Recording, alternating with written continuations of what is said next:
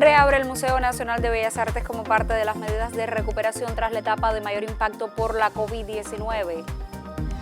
Celebrará el Centro de Estudios Martianos el aniversario 43 de su fundación. Y festejan con un amplio programa artístico y literario los 331 años de la fundación de la ciudad de Santa Clara.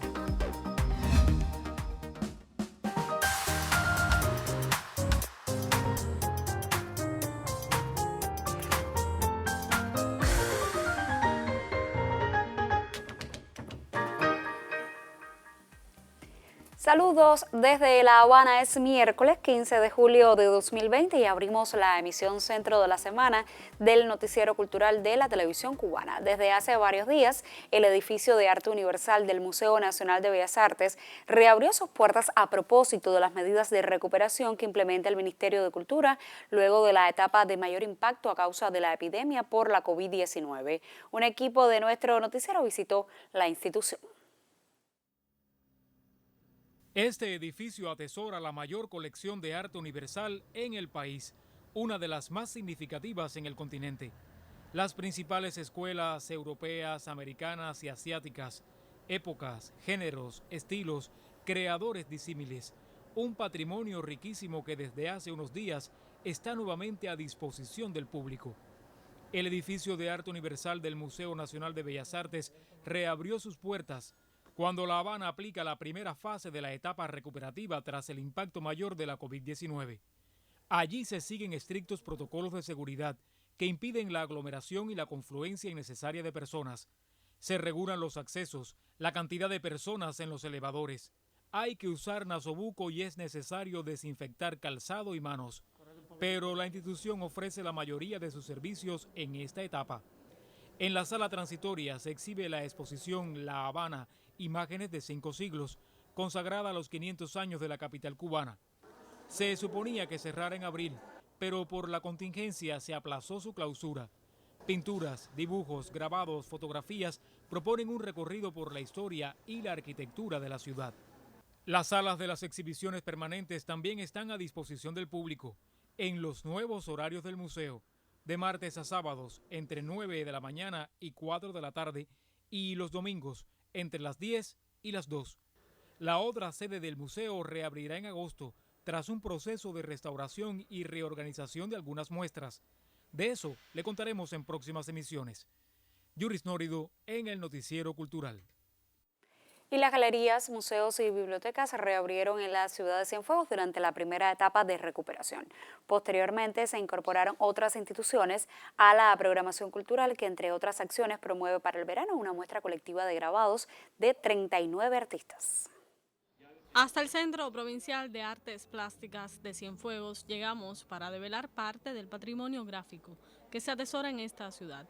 Piezas de reconocidos grabadores como Belkis Ayón, Marcel Molina y Alexis Leiva Machado Cacho integran esta colección. El objetivo de esta exposición es socializar aún más nuestro gabinete de la estampa, ¿no? Esta exposición se ha realizado en varios lugares de Cuba, por ejemplo Santa Clara, Cerro de Ávila, parecidas, ¿no? Con un formato así de socializar, como digo yo. Una gran colección que se mantiene en un gabinete, ¿no? Pero aquí confluyen dos cosas. Aquí confluye el gabinete de la estampa y participación de artistas que han cedido sus obras para que se muestren en Cienfuegos, ¿no? Comienza así la programación de verano de esta institución cultural que agrupa a los artistas visuales de la provincia. El Consejo Provincial de las Artes Plásticas ha diseñado un grupo de talleres para niños y jóvenes. En eso estamos trabajando hace meses, ya tenemos las condiciones mínimas para comenzar. Van a haber talleres de pintura, de grabado, de escultura, de dibujo. Caprichos Gráficos es una oportunidad para apreciar lo mejor del grabado que se ha expuesto en la urbe sureña. 39 piezas que se imbrican entre sí con la perfección de las líneas, los colores y las texturas. Desde Cienfuegos, Anay González, Noticiero Cultural.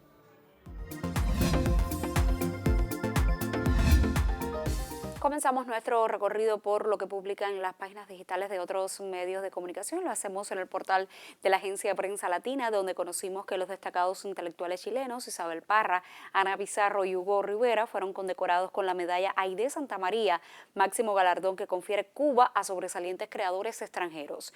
En singular ceremonia, vía telemática por el distanciamiento que impone la pandemia de la COVID-19, el embajador de Cuba, Jorge de la Madrid, destacó que este reconocimiento conferido por el Consejo de Estado de la isla responde al prestigio alcanzado por estas tres personalidades cuya vasta obra enriquece el acervo cultural de América Latina.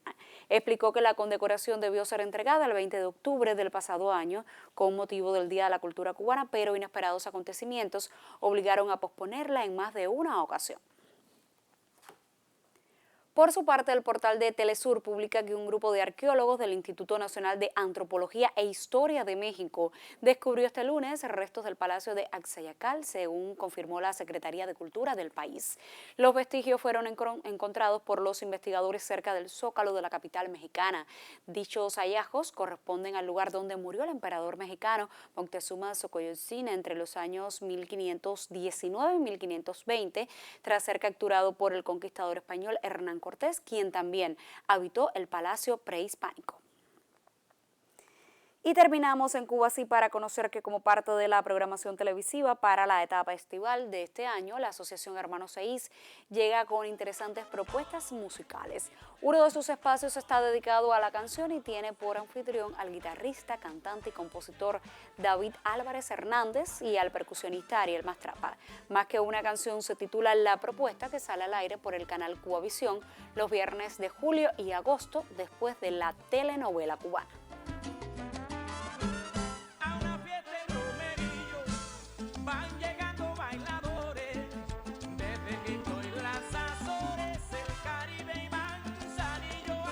Y precisamente con un fragmento de este videoclip de David Álvarez y Juego de Manos cerramos nuestra revista de prensa solo por hoy.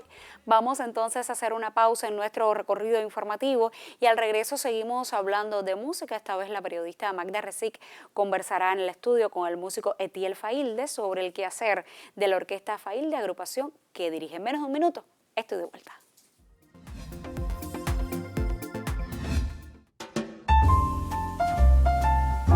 Premio Iberoamericano de Cuento, Julio Cortázar. Los interesados podrán presentar un cuento inédito de tema libre cuya extensión no sobrepase las 20 cuartillas. Premio Iberoamericano de Cuento, Julio Cortázar.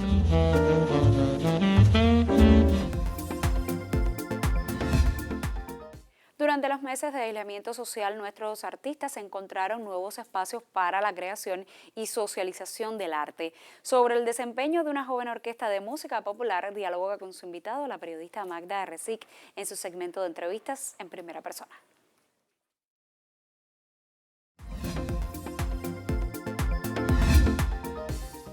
Qué maravilla que el danzón siga convocando a los jóvenes y siga atrayendo a los públicos, siendo sin dudas y con razón nombrado el baile nacional. Una sonoridad que fue inventada hace mucho, pero que ha regresado a nuestros días con gran fuerza de la mano de uno de sus grandes cultores de todos los tiempos. Se trata de Etiel Failde, quien ya nos tiene muy acostumbrados a disfrutar de ese baile hermoso y elegante que las cubanas y los cubanos descubrimos gracias, entre otros, a su más adorado de los artistas, yo pienso, que es sin duda Miguel Failde, ese hombre que nos enseñó que el danzón existía y nos podía representar como cubanas y cubanos. Bienvenido al Noticiero Cultural. Muchísimas gracias. Para mí es un placer siempre estar aquí contigo y esas presentaciones que tú haces, vaya, me dan impulso para este año y el que sigue seguir trabajando. Bueno, de hecho ustedes no han parado porque he visto que has estado muy activo desde las redes sociales, regalándonos conciertos, regalándonos propuestas, discos. A mí me gustaría hacer un recuento de ese tiempo que no hemos tenido el placer de tenerte en persona debido a la cuarentena. Bueno, ¿qué has hecho por el danzón cubano y por la música cubana? Bueno, realmente, Magda, hemos tenido una cuarentena muy activa. desde el pasado año con el disco Siempre Tu Voz, nosotros ya estábamos grabando otro fonograma, gracias a Legren, Failde con Tumbao, que viene siendo nuestra tercera producción discográfica. Un disco que salió en plataformas digitales el 19 de mayo con 8 temas que nos obligó la propia pandemia, porque realmente el fonograma tiene más temas musicales, ¿no? Pero quiero resaltar de este disco, de estos 8 temas, sacamos uno de Miguel Failde, del año 1883. Un danzón inédito que reestrenamos, porque no existe todavía, no hemos encontrado registros que digan que ese danzón Failde lo estrenó, pero si Failde compuso o estrenó Las Alturas de Simpson en el 79, estamos hablando del 83, pues estaba en pleno apogeo del danzón, ¿no? Entonces, para nosotros es un privilegio, es un danzón que queremos mucho, con una melodía lúdica, es algo muy, muy lindo. Hablaba con la profesora María Victoria y le decía que me parece que pertenecía al periodo del clasicismo en la forma de la composición, ¿no? Un danzón que además tuvo muchos demonios para arreglar, ponerle montuno, gente que me dijo, oye, pero ponle un montuno, no sé qué. Y bueno, tratamos de que tuviera la estructura clásica, por decirlo de alguna manera, faildiana, ¿no? La estructura esa de Miguel Failde. Entonces también trae mambo, cha-cha-cha, son. Es un disco bastante plural, por decirlo de alguna manera, en cuanto a géneros. Hay invitados especialísimos como Omar Portuondo, con Me Desordeno de Carito Oliver Labra, está Andy Montañez, que hace Esas No Son Cubanas, Federico Britos, violinista uruguayo, y Alejandro Falcón y el maestro Julito Padrón en la trompeta. Y Omar Portuondo se ha convertido en alguien que ha decidido dialogar mucho con la Failde, contigo especialmente, Tiel, y parece sentirse tan a gusto que creo que ya se han convertido como una especie de dúo creativo ustedes.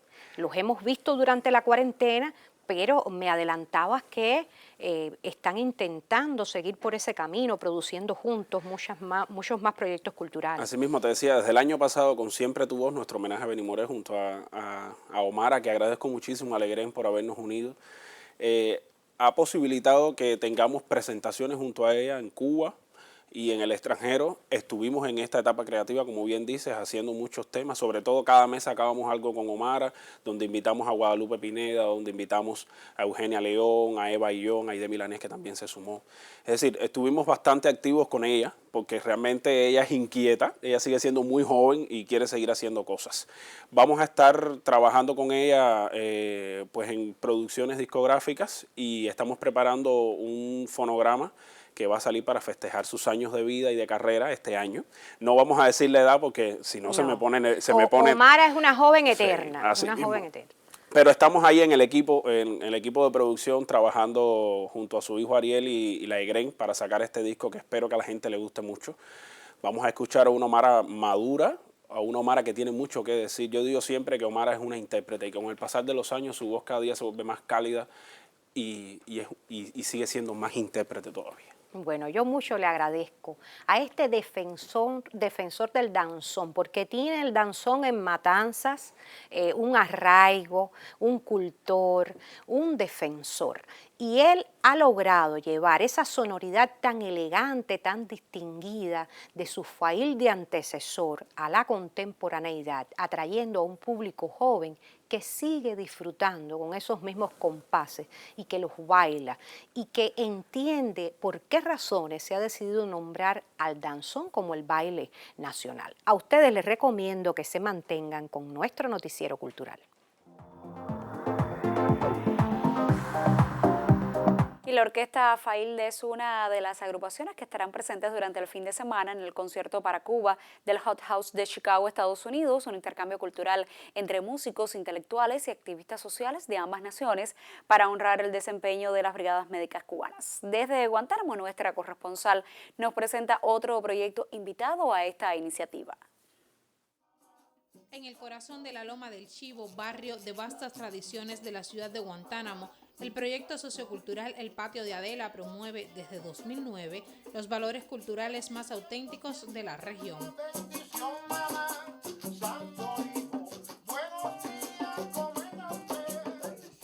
Reconocido en Cuba y el mundo por su sostenido trabajo y notables resultados en la comunidad, hoy el propósito de su creadora, la doctora Adela Gómez Blanco, mostrará sus experiencias en el Concierto por Cuba, una iniciativa del Hot House de Chicago, Estados Unidos, en coordinación con el Instituto Cubano de la Música y el Ministerio de Cultura de Cuba. Realmente nuestro proyecto está emocionado de poder estar incluido como activista social del proyecto en la representación de nuestro Guantánamo para Cuba y para el mundo.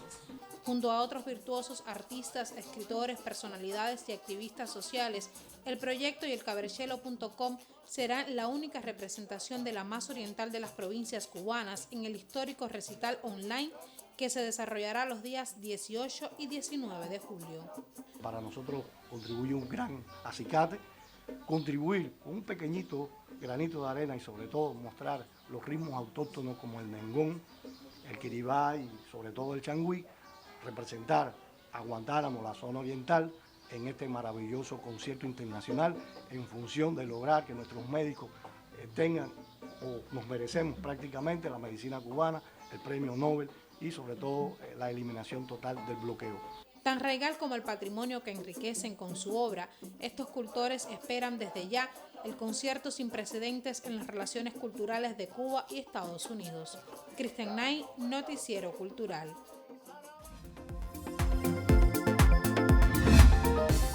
Revisamos ahora algunos de los mensajes que hemos recibido esta semana para participar en el debate que sostenemos esta semana sobre la trascendencia de la labor del Centro de Estudios Martianos. Un participante habitual en esta sección, Gonzalo Rubio, nos escribe desde Zamora, Marianao. Él felicita al Centro de Estudios Martianos en su aniversario y valora su quehacer en la investigación y la promoción de la obra del más universal de los cubanos y agrega a él: el sistema de pensamiento y la obra del apóstol tiene una capacidad utilitaria y práctica que trasciende, que se hace sostenible al abarcar distintas profesiones, que no da espacio a la queja, el lamento ni el cansancio, que estimula la creatividad unida a la proactividad, que enaltece porque según Martí son primera condición para los oficios de los servidores públicos la dignidad, la austeridad, el respeto por lo bello, la humildad, en fin, el compromiso con los humildes. Otra televidente llamada Claudia Giné Villamín, una pinareña que reside en la capital, considera que el Centro de Estudios Martianos es esencial porque atesora un gran patrimonio sobre nuestro héroe nacional, incluida importantes escritos vitales para entender su proyección como hombre de ideas y de acción. Ella sugiere que los medios de comunicación utilicen los servicios de esta institución a la hora de realizar sus programas y reportajes sobre Martí. Hay muchas aristas interesantes que no son muy conocidas y los especialistas del centro pueden ofrecer una visión sobre el tema, concluye Claudia Ginet. Desde Ciego de Ávila recibimos el mensaje de Adis María Fernández, quien se declara lectora de la obra martiana y cree que las ediciones en las que ha trabajado el centro han ofrecido un panorama diverso sobre la vida y la creación de José Martí. Y ya por último, en su columna habitual del portal Cuba Ahora, mi colega Mauricio Escuela se refiere también a la trascendencia del legado martiano al que está consagrado el centro. Escribe Mauricio: José Martí no era sino la imagen de todo hombre que ama sin pensar en dobleces ni falsedades convenientes. No le interesaba que otros estimasen o no su idea, sino que se basó en la defensa de una dignidad para imponer pacíficamente un concepto ético, un accionar. Mañana recibiremos en este estudio a la directora del Centro de Estudios Martianos, Marlene Vázquez, para seguir acercándonos al desempeño de la institución en sus 43 años. Usted, como siempre le digo, puede participar del debate en Contrapunteo si nos escribe a nuestro correo contrapunteo.nc@cubarte.cul.cu o si nos deja un mensaje en Facebook en esta dirección: www.facebook.com/noticierocultural. Cuba. Vamos entonces a hacer otra pausa en nuestro recorrido informativo y al regreso viajamos a Santa Clara, ciudad que hoy celebra el aniversario 331 de su fundación. Serán instantes. En nuestro mensaje promocional evocamos su historia y tradición desde la música y la literatura.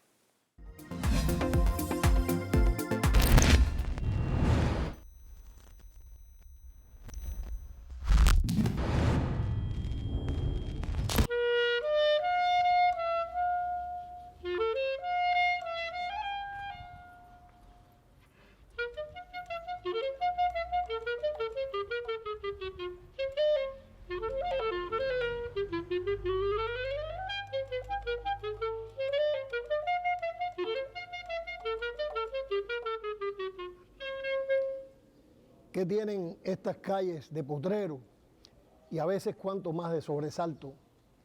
¿Qué tienen que al dormir sobre el asfalto la luz parece muerta como un cero? Mis calles como son, donde me asalto soñando que nací de un aguacero, de un árbol, de una tromba, del testero, del ómnibus de asfixia donde falto, las ando sin pesar en el sentido que me indican posadas en la mesa las alas de algún pájaro perdido. El ocaso las hiere de tristeza, hasta el alba transita mal vestido el fantasma de Dios en su caleza.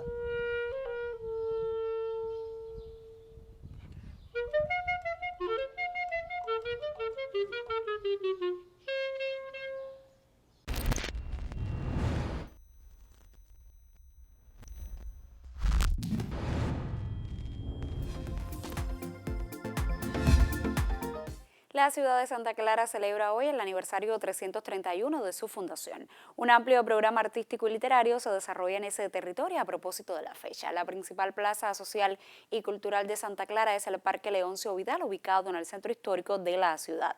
Nuestra corresponsal nos acerca a ese emblemático espacio urbano.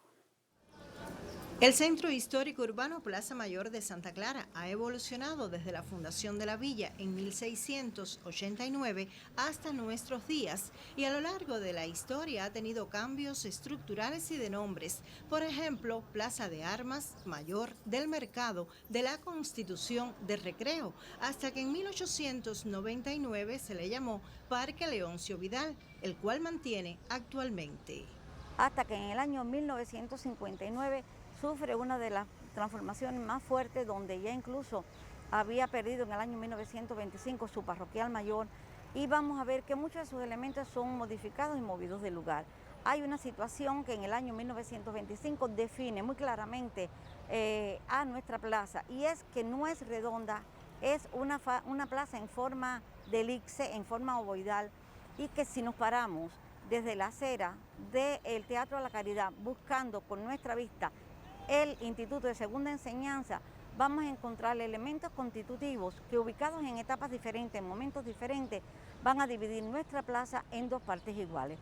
Vamos a observar a la Fuente del Niño de la Bota Infortunada, que data del año 1925, en las transformaciones de ese año. Más adelante encontramos el obelisco a Hurtado de Mendoza y a Juan de Conyedo, que es un monumento conformado en el año 1886, donación de doña Marta Abreu de Esteve, benefactora de la ciudad de Santa Clara. Posteriormente podemos observar la Glorieta de la Música, que es del año 1911 y que responde ya a este movimiento ecléctico del cual les comentaba. Más adelante podrán ver entonces la escultura de doña Marta Abreu de Esteve. Marta Abreu de Esteve, esta escultura data de 1925, conocida como la benefactora de Santa Clara, y al final remataba una hermosa pérgola que fue demolida en el año 1959 en las transformaciones ya de la etapa de revolución. Esta plaza o centro histórico urbano de Santa Clara tiene grandes valores arquitectónicos, donde se incluye también su entorno. Distingue por su variada vegetación, es centro vital de la villa. Además, en ella han ocurrido trascendentales momentos de la historia.